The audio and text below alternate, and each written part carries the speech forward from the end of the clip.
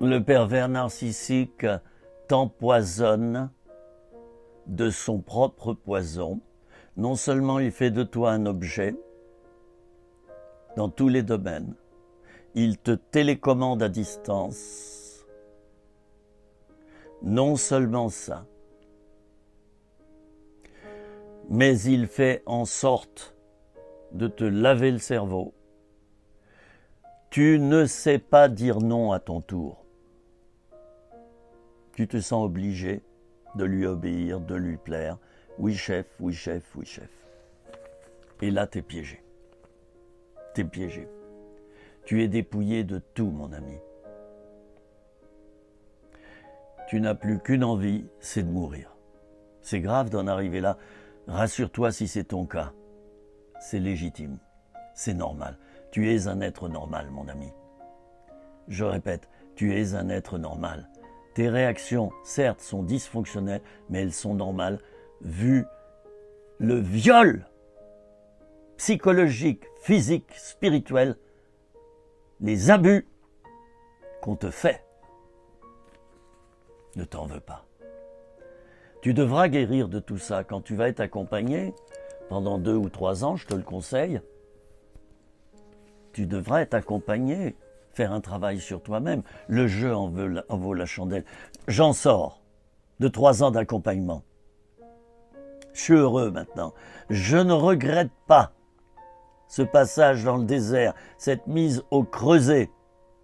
Je ne la regrette pas. Ce n'est pas du temps perdu, c'est du temps gagné. En quelque sorte, c'est comme un vêtement qu'on a retourné, comme une chaussette qu'on retourne. J'ai dû revenir sur tout ce qui s'est passé dans ma vie au niveau destructeur. Et point par point, j'ai remonté jusqu'à la source. Les racines ont été détruites. Mon accompagnatrice est une chrétienne, vraiment. Elle est vraiment spécialisée. C'est elle qui a tout détecté chez moi. Je ne voyais rien. Je le redis encore aux victimes qui me regardent maintenant. Peut-être tu ne vois rien, tu sais que ça va pas du tout. T'en as marre, t'as envie de mourir. Mais tu ne vois pas le reste. C'est normal. Le pervers narcissique, je l'ai déjà dit, est atteint d'une psychose blanche, c'est-à-dire indécelable. Une psychose blanche qui pourrait provoquer par exemple des bouffées délirantes ou d'autres choses, d'autres manifestations très visibles. Non. Le pervers narcissique, il se confond, c'est un caméléon, se confond avec l'entourage. Il passe d'abord pour un individu tout à fait normal, mais il sait l'être, mais c'est une singerie de sa part, c'est une tromperie. Ne t'en veux pas si tu ne l'as pas discerné. Ben oui, c'est comme si je te reprochais, je mets devant toi 2 tableaux de Gauguin, un vrai et un faux. Tu n'es pas spécialiste. Tu sais pas discerner le vrai du faux. Est-ce que je peux te le reprocher? Mais pas du tout. Vous savez, il faut être un fin limier. Il faut se former pour discerner les pervers narcissiques de notre entourage. J'ai vécu avec eux pendant 68 ans. Je savais que j'étais mal à l'aise. Je savais qu'ils me détruisaient, mais je n'ai jamais identifié ce qu'ils étaient. Donc je ne pouvais pas guérir. Puisque je mangeais à leur râtelier constamment. Pour guérir, il ne faut plus manger à leur râtelier, d'accord?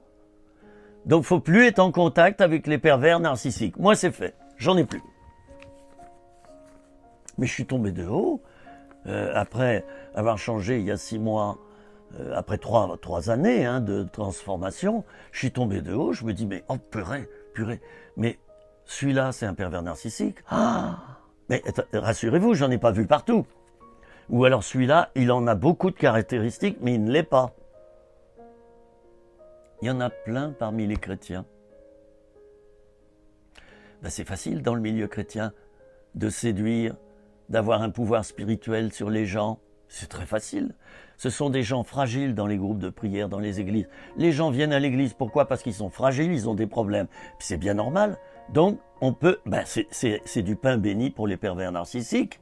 Miam, miam, miam, je l'ai dit déjà.